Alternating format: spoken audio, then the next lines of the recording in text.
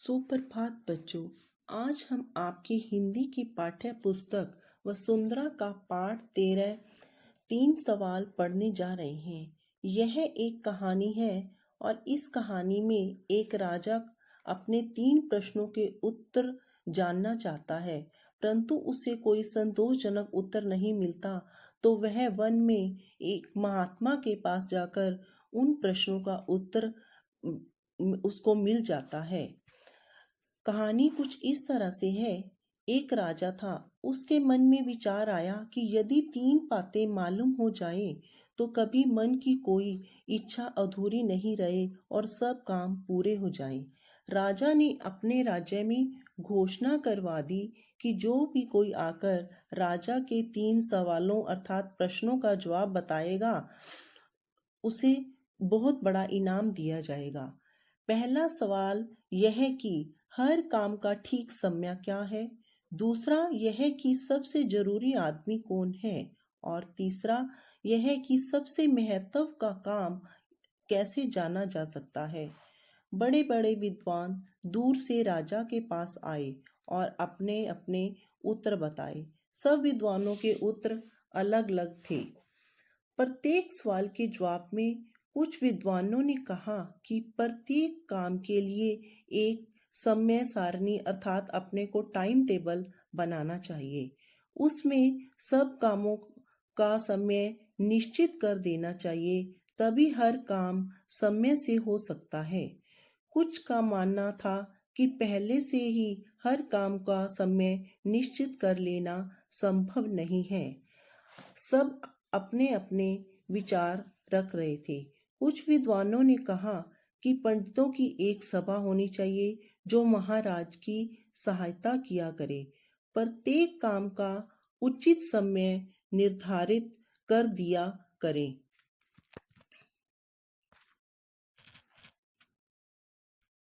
इस बात पर कुछ विद्वानों ने कहा कि कुछ बातें ऐसी नहीं होती कि सभा में लाई जाएं, तब जाकर उन पर फैसला हो।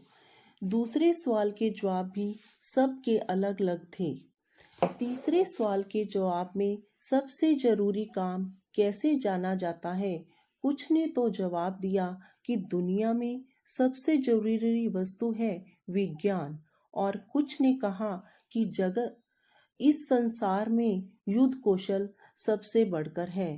कुछ ने कहा कि धर्म की पूजा ही सबसे श्रेष्ठ है। जवाब सबके अलग अलग थे। सो राजा किसी से भी राजी नहीं हुआ और उसने किसी को इनाम नहीं दिया।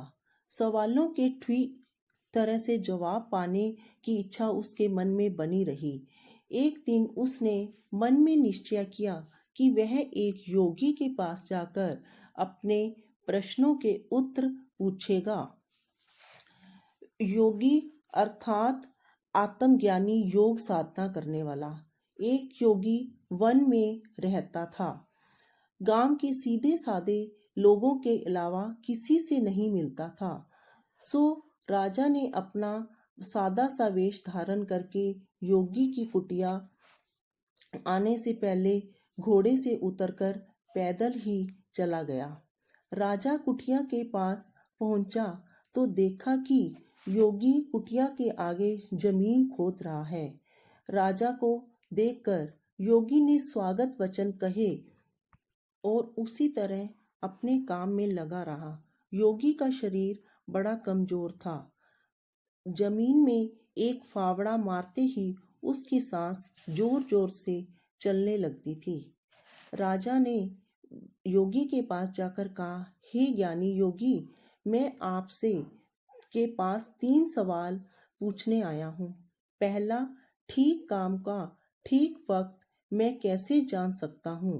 दूसरा, कि कौन लोग मेरे लिए सबसे जरूरी हैं और इसलिए किन का औरों से मुझे विशेष ध्यान रखना चाहिए। और तीसरा, कि कौन काम सबसे महत्व का है जिस पर मुझे पहले ध्यान देना चाहिए। योगी ने राजा की बात सुनकर कोई उत्तर नहीं दिया और अपना काम करता रहा। राजा ने कहा, आप थक गए हैं, मुझे फावड़ा दीजिए। अच्छा कहकर योगी ने फावड़ा राजा को दे दिया और कुछ दूर जमीन पर बैठकर सुस्ताने लगा। दो क्यारी खोद चुकने पर राजा रुक गया और उसने अपने सवालों को दोहराया। राजा ने फिर भी कोई उत्तर नहीं दिया और योगी ने खड़े होकर कहा कि अब तुम राजा से कहा कि अब तुम आराम कर लो और मैं जमीन खोद लेता हूँ। पर राजा ने उन्हें फावड़ा नहीं दिया। 1 घंटा बीता, दूसरा। धीरे धीरे सूरज पेड़ों के पीछे छिपने लगा, अर्थात अंधेरा होने लगा। आखिर राजा ने फावड़ा धरती से लगा छोड़कर कहा, हे ज्ञानी पुरुष, मैं अपने 3 प्रश्नों के उत्तर जानने के लिए आपके पास आया था। अगर आप कोई उत्तर या जवाब नहीं दे सकते तो वैसा कहिए, मैं घर चला जाऊंगा।